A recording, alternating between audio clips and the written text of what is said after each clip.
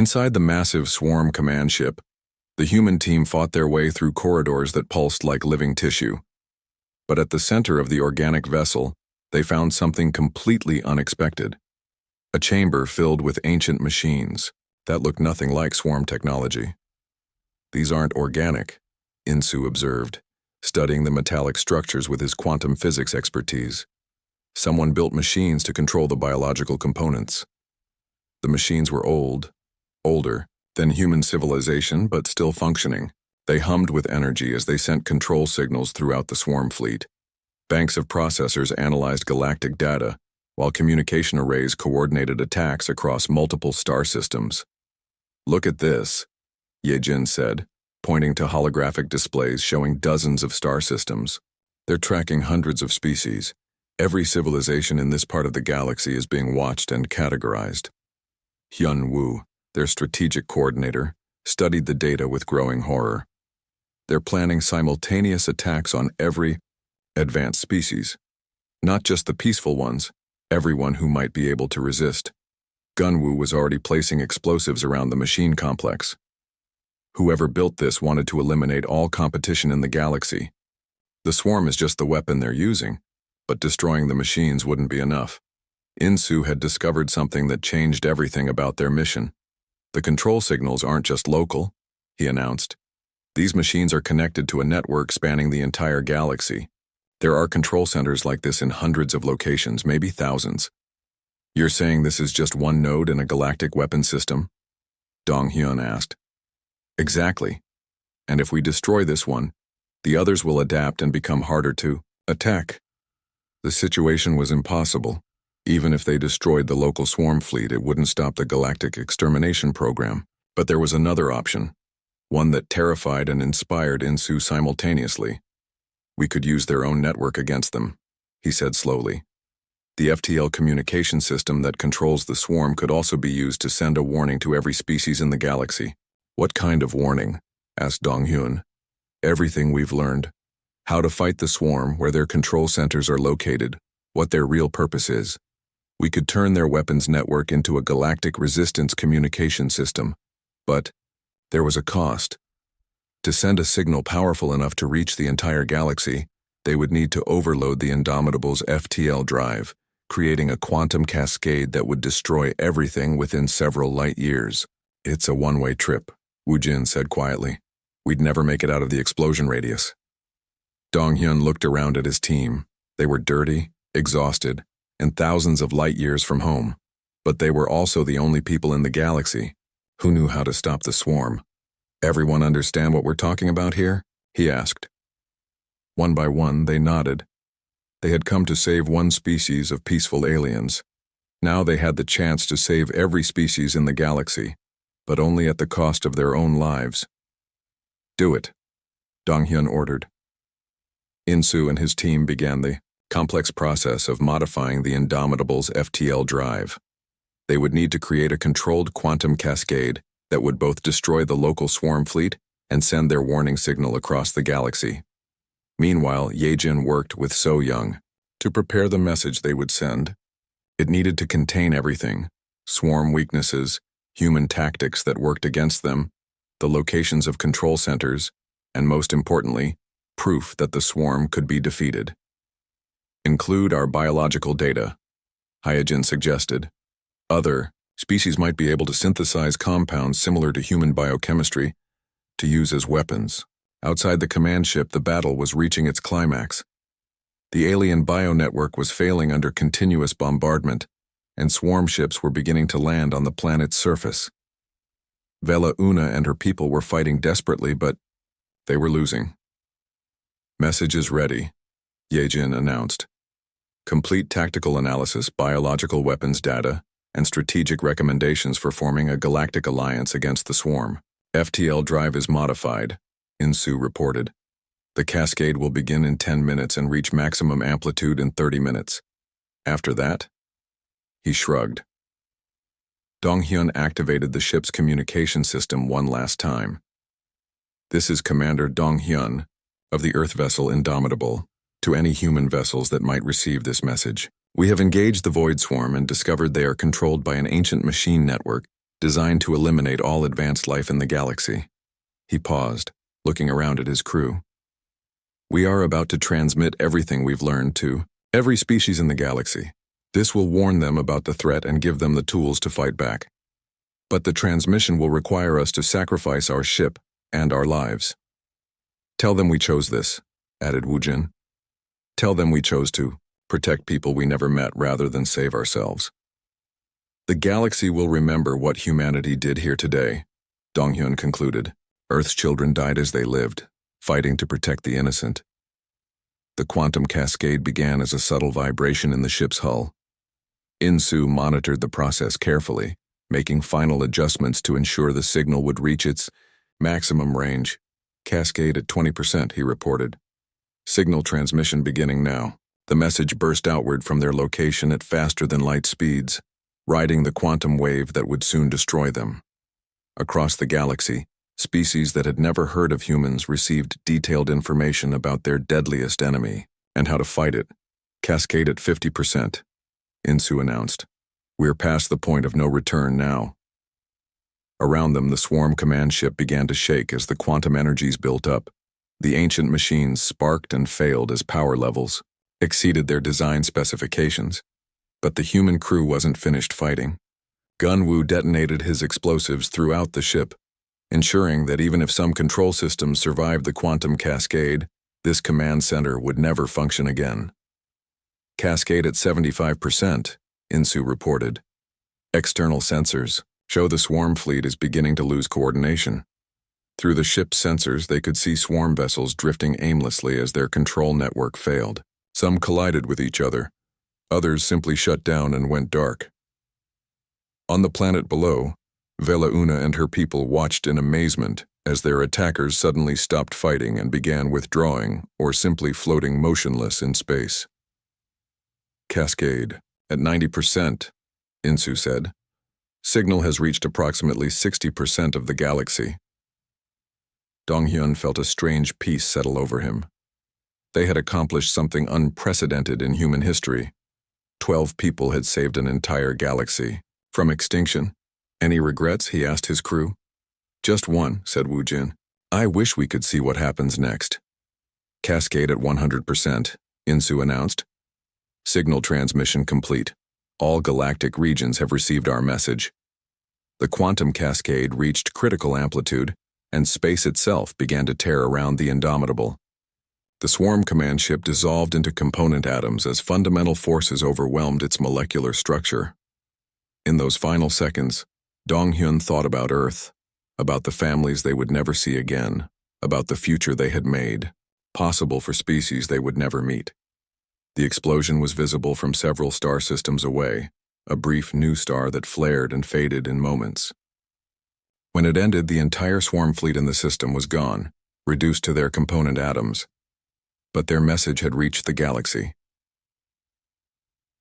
6 months later, Hanyul stood in the headquarters of the newly formed Galactic Defense Alliance.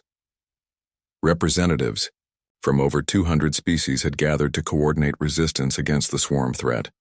The humans had become legends. Species across the galaxy spoke of the Deathworld defenders, who had sacrificed everything to warn others. Human tactics were being studied and adapted by military forces everywhere. The Vorthak want to establish human training bases in their territory, reported Admiral Chen, Hanul's new military advisor. The Zalani are requesting human advisors for their defense forces. Everyone wants to learn from us. And the swarm? Hanul asked. Dozens of control centers have been found and destroyed using the information your team provided. The swarm is still a threat, but they're no longer unstoppable. Several species have successfully defended their worlds using human-developed tactics. Hanul looked out the window at the bustling spaceport where ships from hundreds of worlds came and went. The galaxy was united as never before, all because 12 humans had chosen to sacrifice themselves for strangers. They would have been proud, she said quietly. They are proud, came a new voice. Vela Una entered the office, her plant-like form moving gracefully despite the alien environment. My people believe that heroes never truly die. They live on, in the lives they save and the hope they inspire. What's the status of your homeworld? Hanul asked. Fully recovered, Our bio-network is stronger than ever, and we've established communication relays throughout this sector of the galaxy. If the swarm tries to attack any world in our region, we'll know immediately. Bella Una moved to the window, looking out at the diverse collection of spacecraft. Your people changed everything, Director Hunyul. Before they came, we were all isolated, fighting alone when threats appeared. Now we stand together. That was always humanity's greatest strength. The main swarm fleet arrived like a plague of locusts made of starships. 2,000 vessels of various sizes dropped out of faster-than-light travel and began moving toward the alien homeworld. From the bridge of the Indomitable, the human, crew watched in stunned silence as the enemy ships filled space around them. "My God," whispered Wu Jin. "How are we supposed to fight all of that?" The largest swarm ships were the size of small moons, their organic hulls pulsing with sickly, yellow light. Smaller vessels swarmed around them like antibodies protecting a diseased organism. Everything about the fleet spoke of consumption and death. Gun Wu, the demolitions expert, was studying the tactical display with professional interest. "Commander, I'm seeing a pattern in their formation. The biggest ships are in the center, protected by layers of smaller ones. That confirms our theory about the command structure," said Donghyun. "The hive mind controllers are in those big ships, surrounded by expendable drones." Na Young, their psychological warfare specialist, had been monitoring swarm communications. "Sir, they're definitely being more careful than usual. I'm detecting extensive scanning of our ship and the planet. They're trying to understand what hurt them before." This caution was both good and bad news. It gave the defenders more time to prepare, but it also meant the swarm was learning about human tactics and capabilities. Junho, coordinating communications between the human ship and the alien bio network, reported the planet's defensive preparations were complete. The entire biosphere is now connected to our systems. Every plant on the planet is feeding us sensor data. The aliens had exceeded even the humans' expectations. Working through their natural biocommunication abilities, they had created a planetary defense network unlike anything in galactic history. Trees became sensor towers, flowers became communication relays, and vast forests became living computers processing tactical information. Vela Una reports they're ready to release the biological weapon. Junho continued. The whole planet can now produce compounds toxic to the swarm. But even with all their preparations, the odds were still overwhelming. Yunbi, their xenological combat advisor, had calculated their chances based on the previous battle. "Realistically, we can probably destroy maybe 50 ships before they overwhelm us," she reported. "That leaves about 1,950 enemy vessels." "Then we need to be smarter, not just tougher," said Donghyun. "What do we know about swarm psychology that we can exploit?" Na Young had been studying this question. The hive mind structure is their strength, but it's also a weakness. They've never had to deal with truly independent thinking. All their tactics assume their enemies will behave predictably. "So we do the unpredictable," Donghyun decided. "Gunwoo, how close do you need to get to one of those big ships to plant serious explosives inside it?" Gunwoo grinned. "Give me a boarding pod and 5 minutes inside their hull and I can turn any ship into a bomb." The plan that emerged was insane even by human military standards. Instead of fighting a defensive battle, they would launch a series of raids directly into the heart of the enemy fleet. Small teams would board the largest swarm ships, plant explosives, and try to cripple the hive mind command structure. "It's suicide," Wu Jin pointed out. "Maybe," said Donghyun, "but so is sitting here waiting for them to overwhelm us." The first wave of swarm ships reached the planet's outer atmosphere and immediately encountered something they had never faced before. The bio-network released clouds of human-derived compounds that were instantly lethal to swarm organisms. Swarm ships began dying as soon as they entered the planet's atmosphere. Their organic hulls dissolved, their parasitic weapons failed, and their coordination systems malfunctioned. It was like watching vampires melt in sunlight. "It's working," shouted Boram, monitoring the biological attack. "The planet is literally poisonous to them now." But the swarm adapted quickly. The larger ships remained outside the atmosphere and began bombarding the planet's surface from a safe distance, trying to destroy the bio-network that was killing their smaller vessels. This was the moment Dong Hyun had been waiting for. While the swarm was focused on the planet, the Indomitable launched its desperate attack on the command ships. Wu Jin pushed their ship to its limits, diving through the swarm formation toward the largest vessels. Enemy ships tried to intercept them, but human piloting skills and the ship's small size allowed them to slip through gaps in the swarm's formation. Launching boarding pods, Gunwoo announced as they approached the first command ship. What followed was the strangest battle in human history. Small teams of humans in spacesuits invaded living starships the size of cities, fighting their way through organic corridors that pulsed like arteries.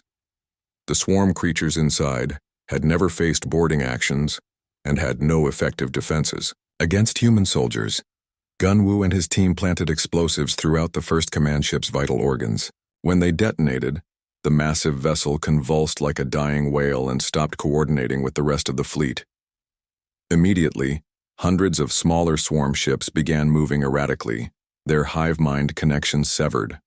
Some collided with each other, others simply drifted aimlessly through space. One down, Gunwoo reported as his team was extracted.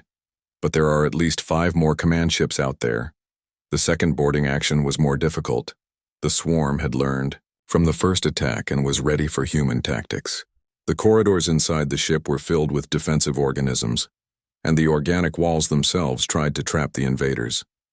But humans had been fighting in hostile environments for millions of years. Na Young used psychological warfare tactics, broadcasting sounds and signals that confused the hive mind. Gunwoo's explosives were designed to spread like a virus through the ship's organic systems. When the second command ship died, another section of the swarm fleet lost coordination. But the remaining command ships were adapting, changing their internal structures to make boarding actions more difficult. "They're learning too fast," Yunbi observed. "Each ship we hit is harder than the last." The third boarding action nearly failed completely. The swarm had developed new defensive organisms specifically to kill humans. Gunwoo's team barely escaped with their lives, and they only managed to damage the ship, not destroy it.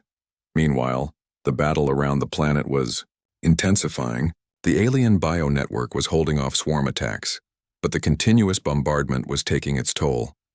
Forests that had stood for thousands of years were being burned away by energy weapons. "The bio-network is failing in some areas," Junho reported. "If we lose too much of it, the planet won't be able to maintain its toxic atmosphere." Dong Hyun made a desperate decision. Instead of continuing the boarding actions, they would try something even more dangerous. "We're going to ram one of the Yae command ships," he announced. "Sir?" Wu Jin looked stunned. "Not to destroy us, but to get inside their largest ship. We'll crash the Indomitable directly through their hull, then fight our way to their central command center." It was the most dangerous plan possible, but it was also the most unexpected. The swarm had no defense against a suicide attack because their hive mind couldn't understand the concept of deliberate self-sacrifice. As the Indomitable accelerated toward the largest swarm command ship, Dong Hyun broadcast a message to both Earth and any other species that might be listening. "This is the Earth vessel Indomitable. We are engaging a species-level threat called the Void Swarm. If we don't survive this, remember that they can be defeated. Human tactics work against them. Don't let them convince you that resistance is futile." The ship struck the swarm vessel at tremendous speed, punching through layers of organic armor and embedding itself deep inside the enemy ship. Somehow, most of the human crew survived the impact. Inside the largest swarm command ship, they found something that changed everything. They thought they knew about their enemy. The swarm wasn't being controlled by alien intelligence, it was being controlled by machines. In the aftermath of their first victory, the human team worked frantically to understand their enemy. Seok Jin, the xenobiologist, examined samples from the destroyed swarm ships while the aliens shared everything they knew about their attackers. The truth was worse than anyone had imagined. "The swarm isn't a natural species," Seok Jin announced to the assembled team. "Someone took a basic organism and modified it extensively, added faster-than-light capabilities, hive mind coordination, the ability to consume and convert organic matter. This is military bioengineering on a scale we can barely comprehend." Yunsu, their tactical analyst, had been studying swarm attack patterns across the galaxy. Her findings were equally disturbing. They're not attacking randomly. Look at this pattern. She displayed a holographic map showing the locations of swarm attacks over the past 50 years. The pattern was clear once you knew what to look for. They specifically target advanced, peaceful civilizations first, Yeonsu continued.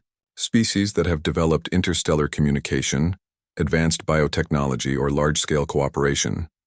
They're eliminating anyone who could organize effective resistance. Vela Una's translated voice came through the communicators.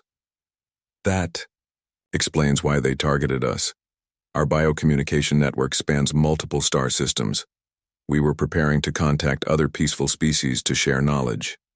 Which means, said Taemin grimly, whoever created the swarm knew exactly what they were doing.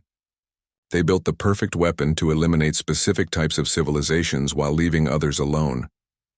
Ri, their engineering specialist, had been studying the organic technology of the swarm ships.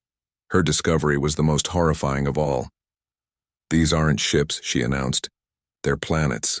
The swarm takes entire worlds, converts their cores into biological engines, and turns the planets themselves into spacecraft. Every swarm ship was once somebody's homeworld. The silence that followed this revelation was deafening. Every enemy ship they had destroyed had once been a living planet, home to billions of beings. How many worlds have they converted? Donghyun asked quietly. Based on the ship sizes and configurations, I estimate at least 300 planets have become swarm vessels, Ari replied. That represents the complete destruction of hundreds of civilizations. The aliens had more bad news to share.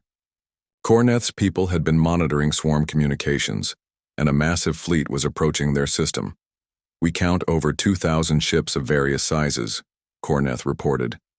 They will arrive in less than 72 hours. Donghyun looked at the tactical display showing the incoming threat. 2,000 ships against one human vessel and a defenseless alien world.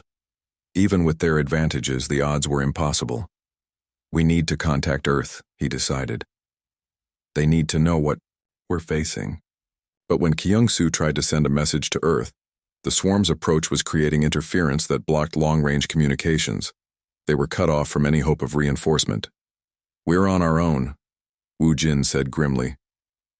So Young had been working with the aliens to understand more about swarm psychology and tactics. What she learned gave them their first real advantage. The swarm operates as a pure hive mind, she explained.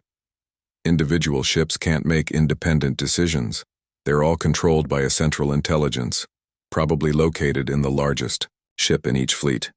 So if we could destroy the command ship, Donghyun began. The rest would be paralyzed, at least temporarily, So Young confirmed. But it won't be easy. The command ships are the most heavily defended. Yeonsu had been analyzing the approach pattern of the incoming fleet. There's something else. The swarm is being more cautious than usual. Their standard tactic is to overwhelm planets quickly, but they're taking time to study us first. Why would they do that? Asked Mijin. Because we hurt them, Donghyun realized. We destroyed 8 ships and drove off the rest. The swarm has never faced effective resistance before. They're trying to figure out what we are. This gave them a small window of opportunity. The swarm's caution meant they had perhaps a day, longer than expected, to prepare defenses. Jin had been working with the aliens to understand their biology better. The discovery she made would change the course of the battle. The alien biocommunication network is more powerful than we realized, she reported. They don't just talk to each other. They can coordinate with plant life across their entire planet. Every tree, every flower, every blade of grass is connected. How does that help us? Donghyun asked. Because it means we can turn their entire world into one giant sensor array. The plants can detect swarm ships, track their movements, even interfere with their communications if we do it right. Working with Vela Una and the other alien scientists, the humans began developing a plan that would have been impossible on any other world. They would use the planet's own biosphere as a weapon. AERI modified human technology to interface with alien bio-networks.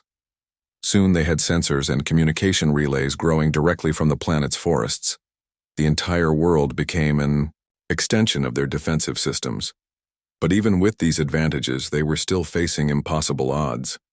2,000 ships was simply too many for one human crew to fight, no matter how clever their tactics.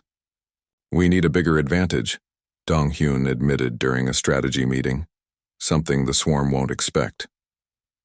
The answer came from an unexpected source. Bo-Ram, the combat medic, had been studying the toxicity of human blood to swarm parasites. Her research revealed something extraordinary. It's not just our blood, she announced. Human biochemistry is fundamentally toxic to the entire swarm organism. Our breath, our sweat, even our dead skin cells are poisonous to them. What are you saying? Asked Dong Hyun. I'm saying we're walking biological weapons against the swarm, and I think I know how to weaponize that. Bo-Ram's plan was audacious. If they could synthesize human biochemical compounds and disperse them through the planet's bionetwork, they could turn the aliens' world into a toxic environment for the swarm. It would be like chemical warfare, but using our own biology as the weapon, she explained. The aliens were initially horrified by the idea. They had never used anything as a weapon before, and the concept of biological warfare went against everything they believed. We understand your reluctance, So Young told them gently. But this isn't about becoming killers. This is about surviving, an enemy that wants to eliminate all life except itself.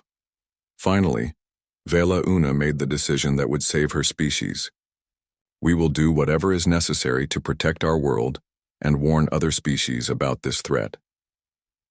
As the swarm fleet drew closer, humans and aliens worked together to prepare defenses that neither species could have created alone. The planet's bionetwork grew new structures, part plant and part machine, designed to defend against an enemy that had never been effectively resisted. But Seokjin had discovered one final terrifying truth about their enemy. The swarm wasn't acting independently. Deep in their organic computers, he found communications with something else, something that gave the swarm orders. The swarm has masters, he announced. Someone is controlling them, directing their attacks. The real enemy isn't the creatures themselves. It's whoever created them and turned them loose on the galaxy. This revelation changed everything. They weren't just fighting for the alien survival or even Earth's safety. They were fighting the opening battle of a war that could determine whether any independent life would survive in the galaxy.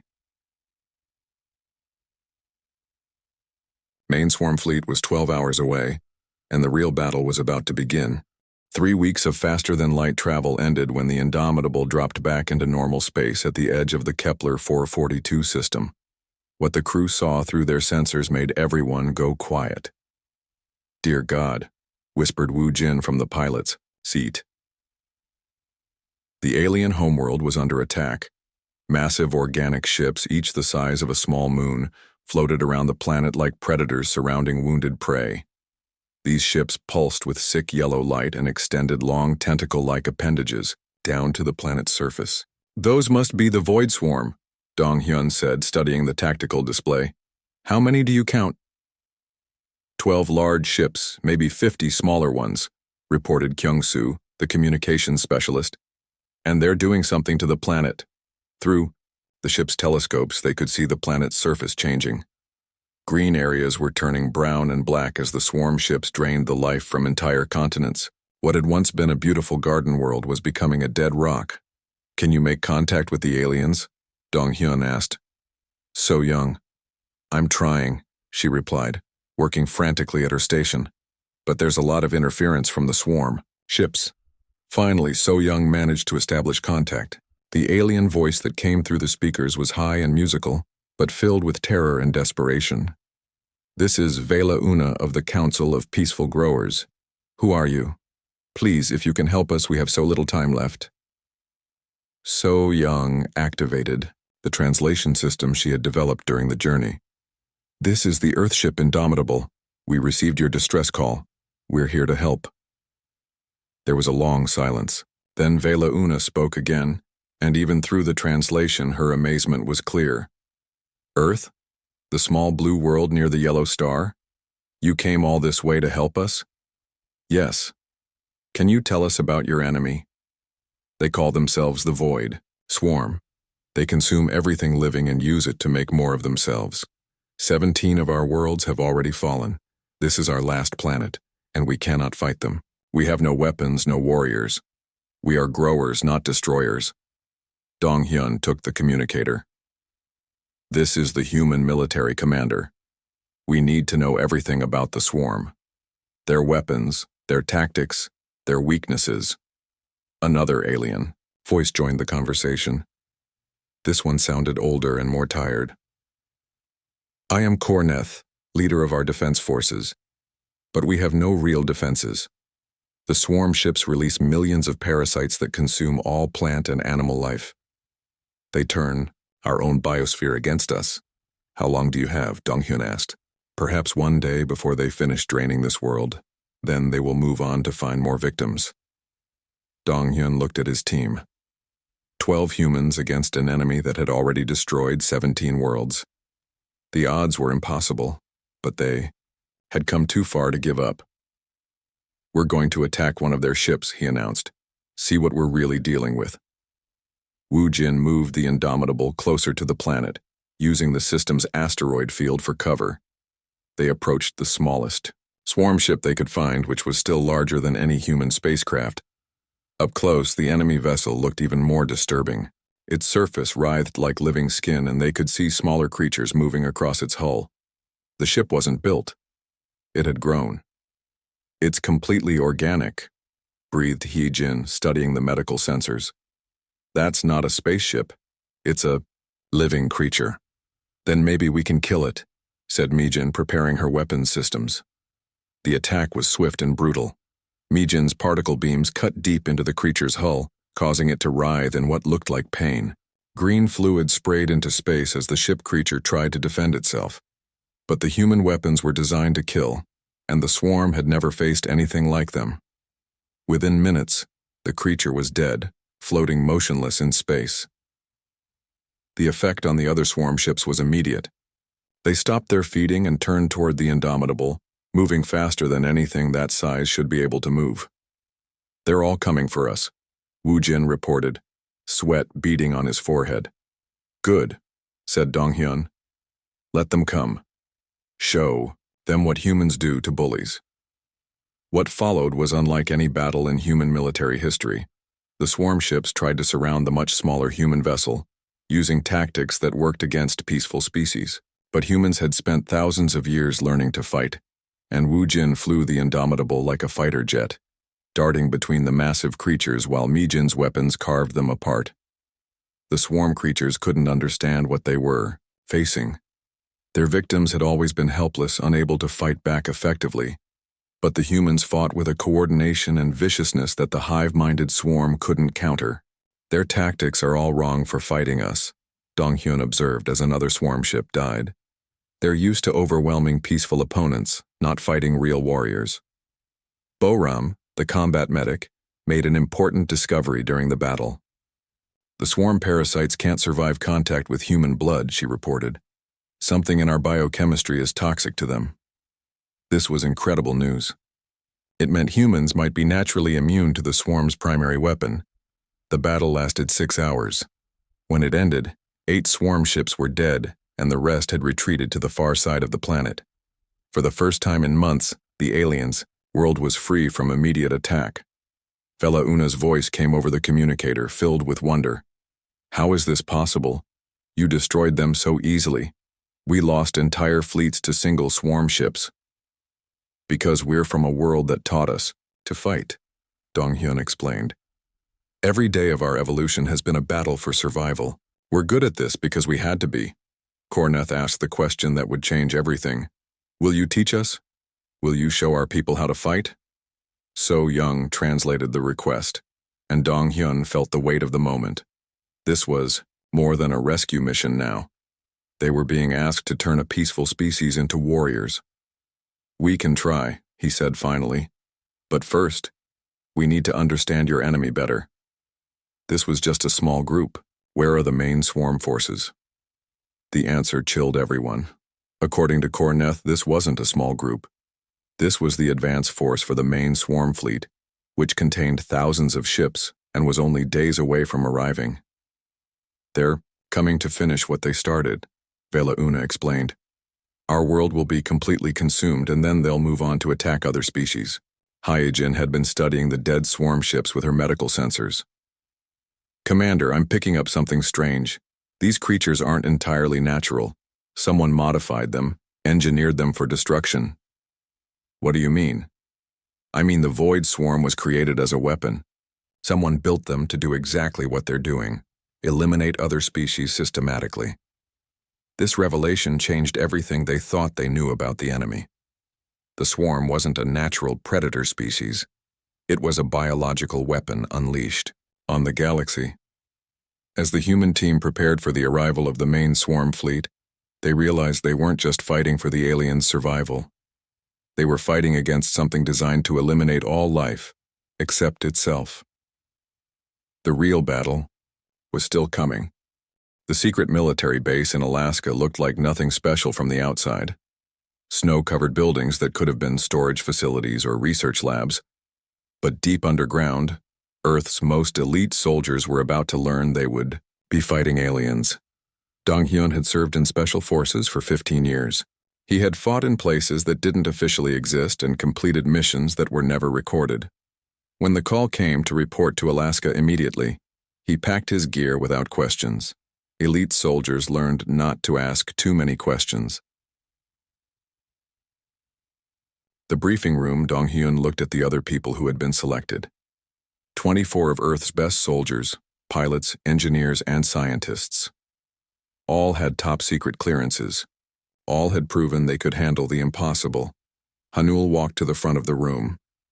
What I'm about to tell you will change everything you know about humanity's place in the universe. For the next hour, Hanul explained everything. The alien signal, the peaceful species under attack, the decision to launch a rescue mission. Some of the soldiers looked skeptical. A few scientists seemed excited. Everyone looked worried. Questions? Hanul asked. Dong-hyun raised his hand. Ma'am, you're asking us to fight aliens we know nothing about to save aliens we've never met. What makes you think we can win? Timon stepped forward to answer. Because we're from Earth. Every other planet we've studied would be considered extremely dangerous by the standards of most possible life. Our world has been trying to kill us for millions of years. We evolved to be survivors and fighters. Mi-jin, a weapons engineer, spoke up. What kind of weapons are we facing? We don't know yet, Taemin admitted. But the peaceful aliens have no weapons at all, and they're losing badly. Whatever this void swarm uses, it's probably designed to overwhelm rather than fight tactically. Dr. Kim activated a holographic display showing Earth's secret spacecraft. The ship looked like a cross, between a submarine and a fighter jet, painted matte black with no visible weapons. This is the Indomitable, Dr. Kim said. Our most advanced FTL vessel. It can reach the alien system in 3 weeks, but we need to modify it for combat and extended operations. Woo Jin, the pilot who would fly the mission, studied the ship's design. How many people can it carry? 12 comfortably, 16 if we pack tight. We'll need to choose our team carefully. Over the next 2 days, Dong-hyun worked with Taemin to select the final team. They needed soldiers who could think quickly, adapt to completely unknown situations, and work well under extreme stress. These were rare qualities even among elite forces. The final team included 6 soldiers, 2 pilots, 2 engineers, and 2 scientists. Hyejin, a medical officer who had worked with biological weapons, would handle any alien diseases or medical emergencies. So Young would continue working on communication with the aliens. Mi-jin began designing weapons for the mission. The problem was that nobody knew what they would be fighting. The Void Swarm could be anything from giant insects to living ships to something completely beyond human understanding. We need weapons that can adapt, Mi-jin explained to her engineering team. Energy weapons for unknown armor, explosives that can work in different atmospheres, and backup plans for everything. She designed modular weapons that could be reconfigured quickly. Particle beam rifles that could adjust their frequency, smart explosives that could analyze targets before detonating, and defensive systems that could protect against biological or energy attacks. Meanwhile, Woo Jin worked with Dr. Kim's team to modify the Indomitable. They added armor, weapon systems, and extended life support. Most importantly, they installed advanced sensors and communication equipment so the team could gather intelligence about the aliens and their enemies. The ship wasn't designed for combat. Wu Jin warned. If we get into a real fight, we'll have to rely on speed and tactics rather than firepower. That might be an advantage, Dong Hyun said. Most alien weapons are probably designed to fight other aliens. Human tactics might be completely unexpected.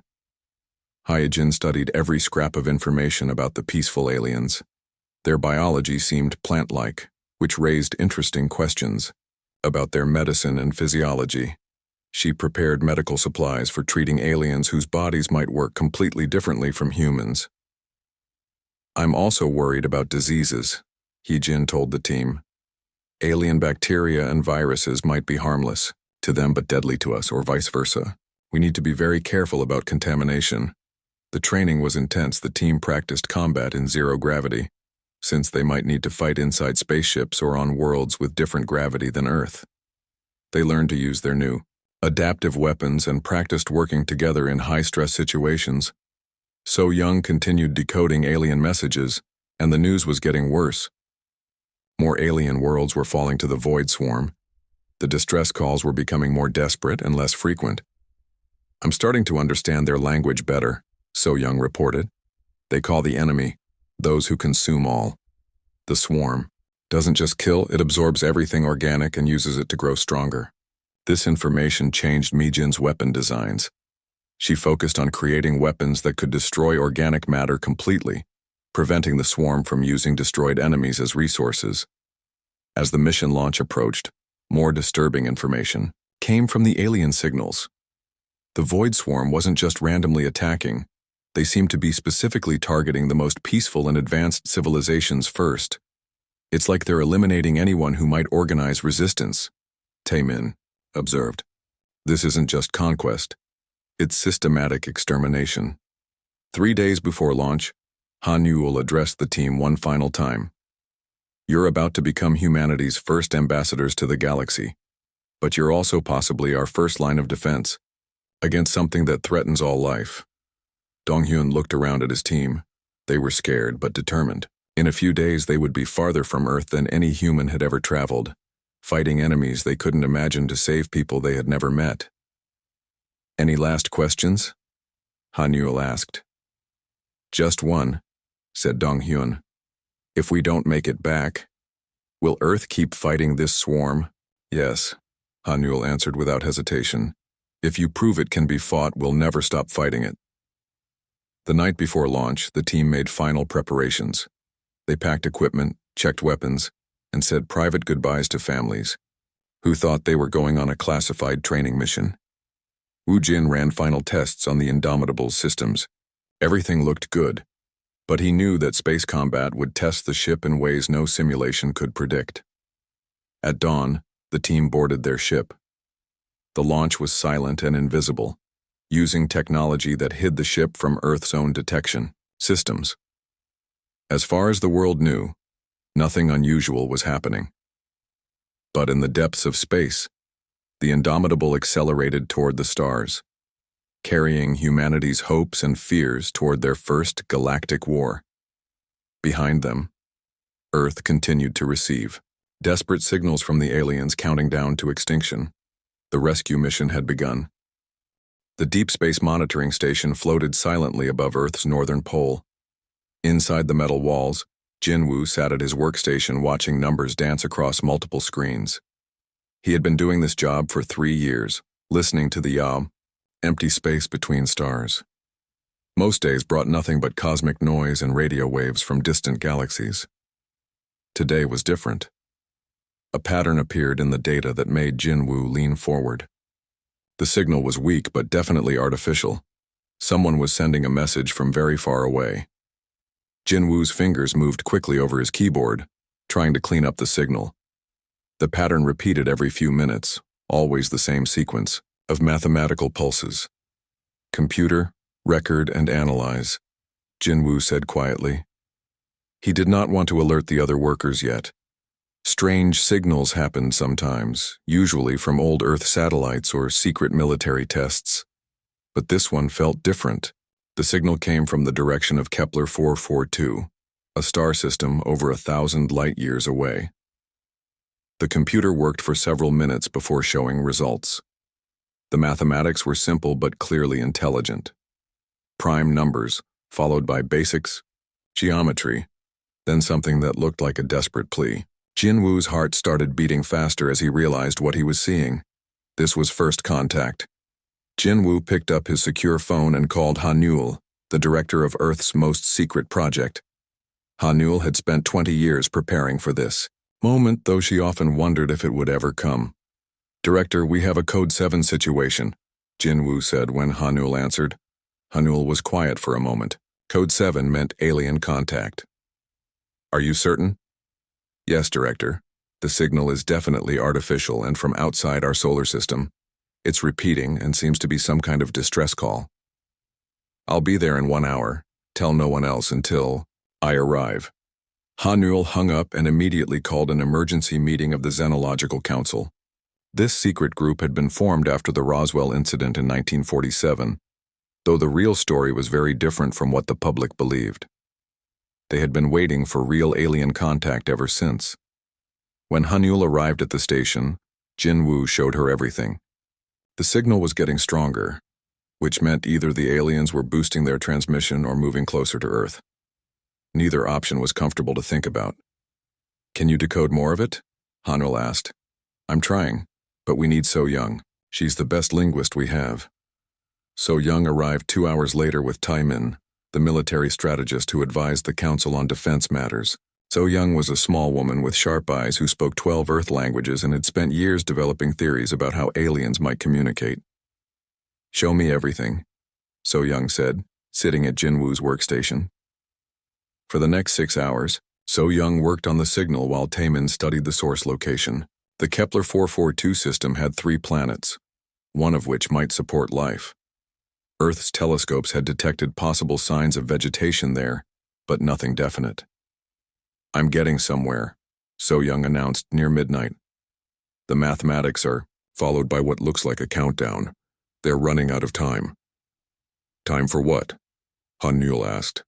"I'm not sure yet, but there are references to something consuming or destroying.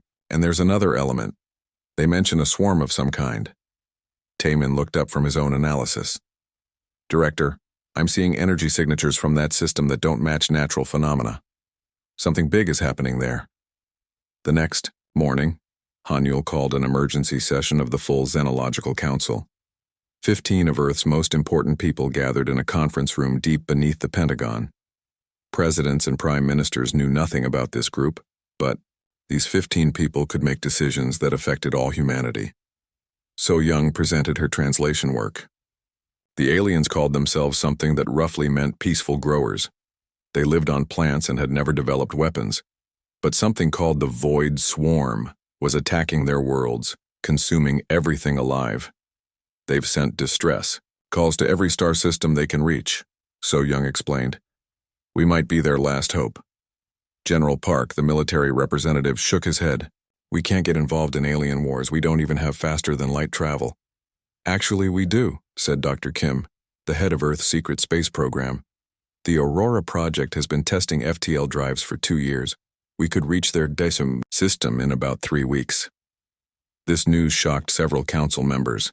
The Aurora project was so secret that even most council members didn't know its full capabilities. Taimin stood up. "We need to consider something important. Earth is what scientists call a death world. Our evolution has been shaped by constant conflict, predators, diseases, natural disasters, wars.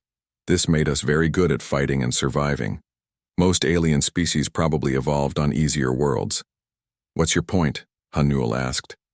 "If these peaceful growers can't defend themselves against this void swarm, maybe we can. Maybe being from a dangerous world is an advantage." Dr. Lee, the council's xenobiologist, agreed. "Human beings are incredibly adaptable and aggressive, compared to what most alien species would be. We might be uniquely suited to help them." The debate continued for hours. Some council members worried about revealing humanity's existence to the galaxy. Others argued that helping peaceful aliens was the right thing to do. A few suggested that fighting this void swarm might protect Earth in the long run. Finally, Hanul called for a vote. "All in favor of launching a rescue mission?" 8 hands went up. 7 voted against. It was close, but enough to authorize humanity's first interstellar mission. "We'll need our best people," Taemin said. "Special forces, scientists, engineers, people who can adapt quickly to anything." "How long do we have?" Hanul asked So Young. So Young checked her latest translations. "Based on their countdown, maybe. 6 weeks before their homeworld falls, but other worlds are being attacked now. Then we move fast," Hanul decided. "Taemin, I want a team selected and ready to launch within 10 days. Dr. Kim, prepare your best FTL ship for combat modifications." "Combat modifications?" Dr. Kim looked worried. "Yes, we're not going there to negotiate. We're going to war, as Mwam." The meeting ended. Jin Woo continued monitoring the alien signals. They were getting weaker, which probably meant the aliens were losing their ability to transmit. Time was running out for an entire species, and now humanity would try to save them. That night, Hanul stood on the observation deck of the space station, looking down at Earth. Tomorrow, she would ask humans to risk everything for aliens they had never met. It seemed crazy, but it also felt right. If humanity was going to join the galactic community, this was how they should do it, as protectors, not conquerors. The signal from Kepler 442 continued its desperate repetition, carrying across the void between stars. Soon it would get an answer. Earth was coming.